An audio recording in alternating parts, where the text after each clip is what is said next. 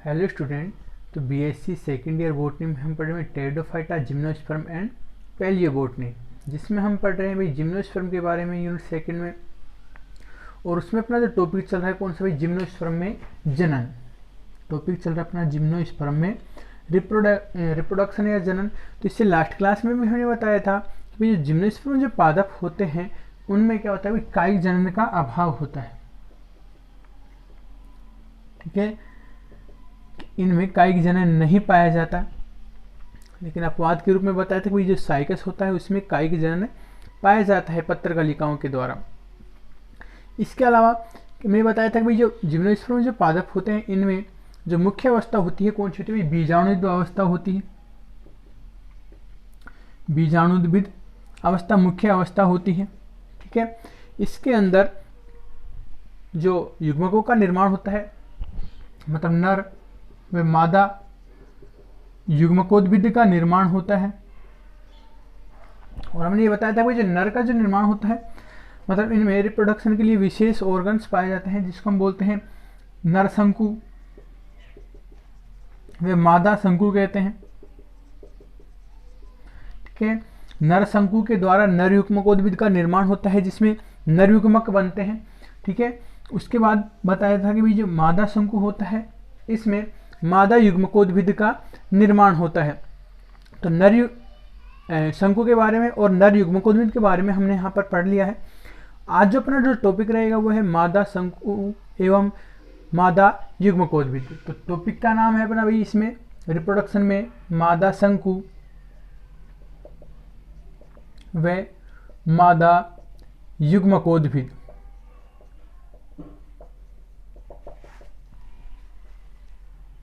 तो मैंने बात करें भाई जो जिम्नोस्पर्म में जो मादा युग्मकोद्भिद होता है या मादा जो शंकु होता है, ठीक है, इसमें क्या होता है, गुरु बीजाणु पर्ण होते हैं। ठीक है, इनको निर्माण होता है किसके द्वारा होता है, गुरु बीजाणु पर्ण के द्वारा होता है। और जो गुरु बीजाणु जो पर्ण होती है, ठीक है, इस पर क्या होते हैं, बीजांड उपस्थित होते हैं। इस पर क्या होते हैं, बीजांड उपस्थित होते हैं। अब बात कर रहे हैं कि इसमें जो बीजांड पाए जाते हैं उनमें अंडाशय नहीं पाया जाता। ठीक है, मतलब इसमें हम कह सकते हैं फल भित्ति का निर्माण नहीं होता। तो बीजांड के द्वारा क्या होता है, नग्न बीज का निर्माण होता है। ठीक है, तो इसमें जो गुरु बीजाणु जो पर्ण होती है इसके ऊपर क्या पाया था, नग्न क्या पाया था, बीजांड पाया जाता है। तो बीजांड काय की बात करें तो कुछ इस प्रकार की स्ट्रक्चर होती है बीजांड काय की। एक प्रारूपिक बीजांड की हम बात करें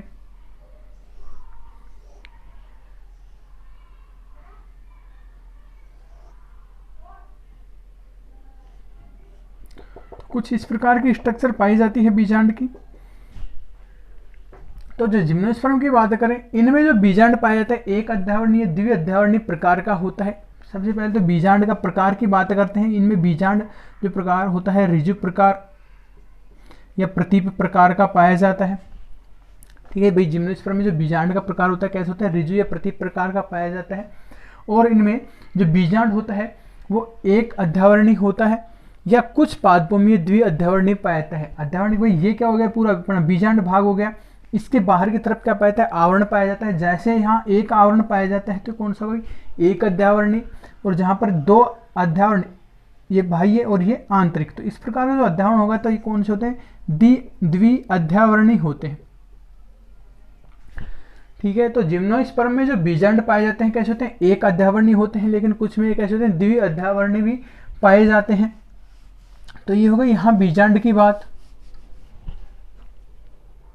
अभी डायग्राम बनाया था कि जो बीजांड काय होता है इसमें क्या पाई जाती है, बीजाणुजन कोशिकाएं पाई जाती है, उनमें विभाजन पाया जाता है। विभाजन भी अर्धसूत्री विभाजन पाया जाता है जिसमें 1 से 4 क्या होती हैं, अगुणित कोशिकाएं बनती हैं।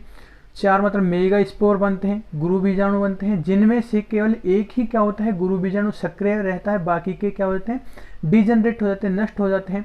और जो एक जो मेगा स्पोर होता है या जो गुरु बीजाणु होता है उसके द्वारा मादा युग्मकोद्भिद कह सकते हैं, या हम कह सकते हैं भाई स्त्री युग्मकोद्भिद का निर्माण होता है। तो यहाँ तक क्लियर है भाई। अब इसके बारे में लिखते हैं हम कि गुरु बीजाणु पर्ण पर गुरु बीजाणु पर्ण पर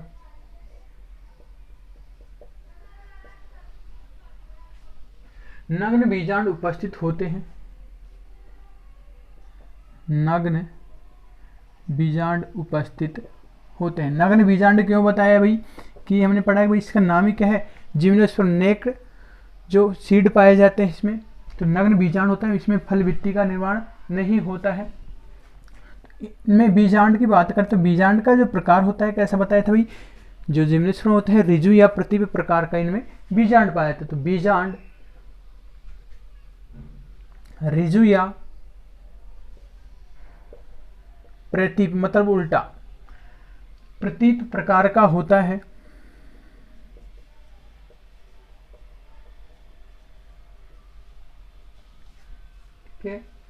इनमें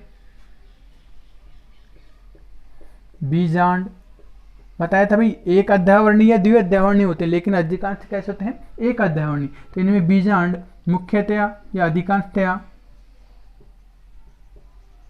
अधिकांशतया एक अध्यावरणीय होता है,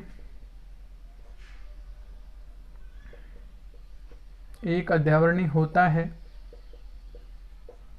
ठीक है, लेकिन अपवाद की बात करें तो अपवाद क्या होता है भाई, इफिड्रा। इफिड्रा इसमें लिखेंगे, इसमें जो बीजांड पाया था कैसे होता है, द्विअध्यावरणीय होता है। इनमें बीजांड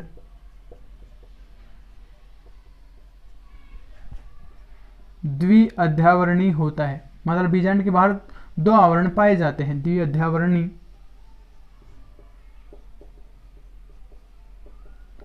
होता है।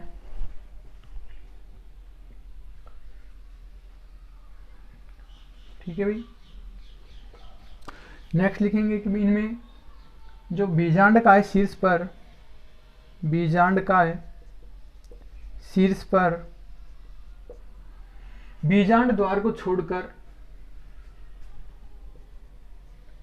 बीजांड द्वार जिसको हम इंग्लिश में बोलते हैं माइक्रोपाइल को छोड़कर चारों ओर क्या होता है भाई, आवरण पाया जाता है। ठीक है, शीर्ष पर बीजांड द्वार को छोड़कर चारों ओर अध्यावरण पाया जाता है। कि भाई अभी इसी प्रकार का हमने डायग्राम बनाया था, ये क्या हो गया भाई, बीजांड का हो गया कंप्लीट, इसके चारों तरफ अध्यावरण पाया था, ये आवरण हो गया। लेकिन ये जो वाला इसका जो शीर्ष वाला भाग होता है ये क्या कहलाता है, बीजांड द्वार कहलाता है। ठीक है, जो बीजांड द्वार भाग होता है इस पर आवरण नहीं पाता है, इसको छोड़कर, मतलब बीजांड द्वार को छोड़कर चारों तरफ जो बीजांड होता है आवरण द्वारा क्या होता है भाई, घिरा हुआ रहता है। तो इसका शीर्ष भाग क्या कहलाता है, बीजांड द्वार। कुछ जातियों में बीजांड का शीर्ष पर, कुछ जातियों में बीजांड का शीर्ष पर खोखला होकर पराग कक्ष का निर्माण होता है। शीर्ष पर खोखला होकर पराग कक्ष का निर्माण करता है।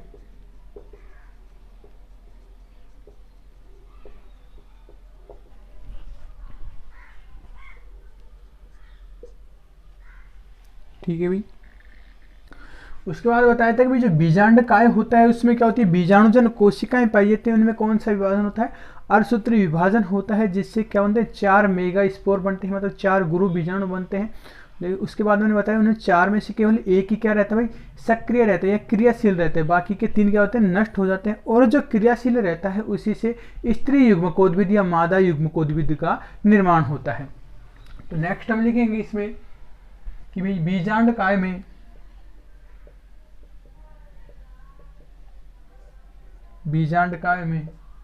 बीजाणुजन कोशिका विभेदित होकर, बीजाणुजन कोशिका विभेदित होकर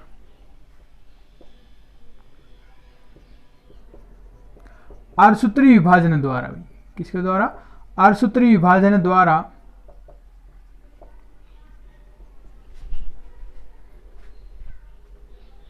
4 गुरु बीजाणु बनाती है, 4 गुरु बीजाणु बनाती हैं। ये कैसे होती है? हैप्लॉइड होती है, मतलब अगुणित होती हैं। ठीक है, इनमें से केवल क्या होती है? एक ही क्या तभी क्रियाशील रहता है। इनमें से केवल एक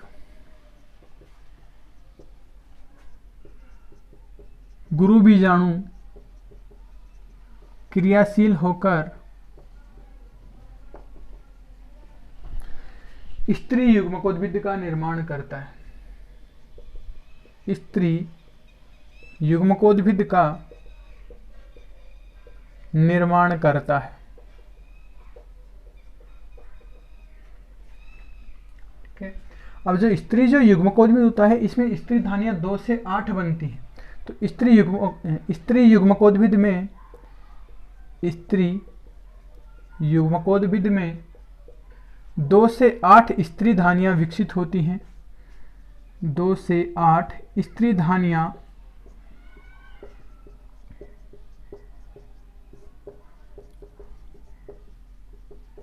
विकसित होती हैं।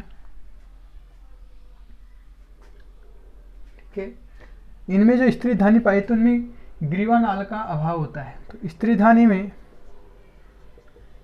धानी में ग्रीवानाल सेल्स का, कोशिकाओं का अभाव होता है।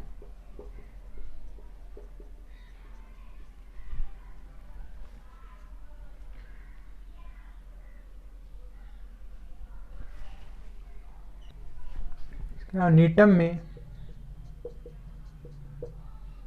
युग्मकोद्भिद परिवर्धन की मुक्त केंद्रीय अवस्था, परिवर्धन की मुक्त केंद्रीय अवस्था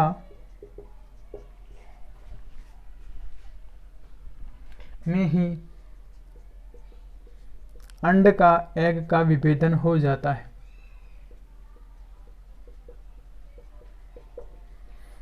ठीक है भाई, ये तो हो गई मादा युग्मकोद की बात भाई। इसमें इसका निर्माण हो गया गुरु बीजाणु की क्रियाशील कोशिका से।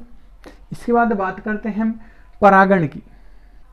नेक्स्ट टॉपिक है भाई इसमें अपना परागण।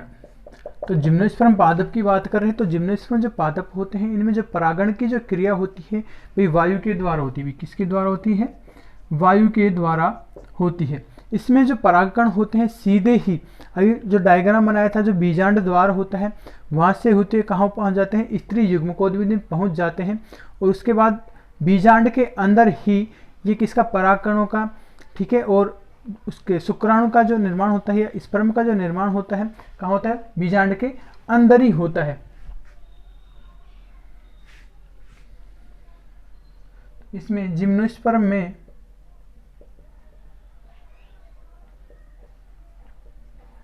परागण वायु द्वारा होता है। परागण वायु द्वारा होता है। परागकण सीधे ही बीजांड द्वार से होकर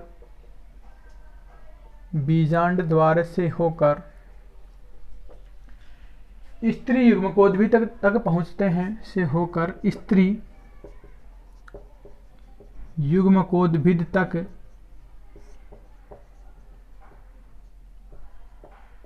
पहुंचते हैं।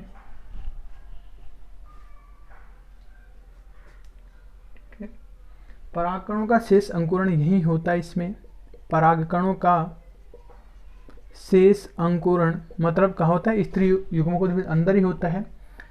शेष अंकुरण यही होता है, अर्थात परागनली जो निषेचन में सहायक होती है, परागनली व शुक्राणुओं का निर्माण या नर युग्मकों का निर्माण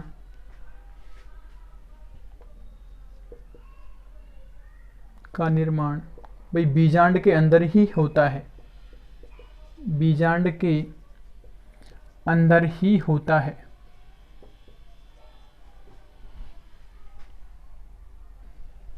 ठीक है, तो यहाँ तक क्लियर है भाई।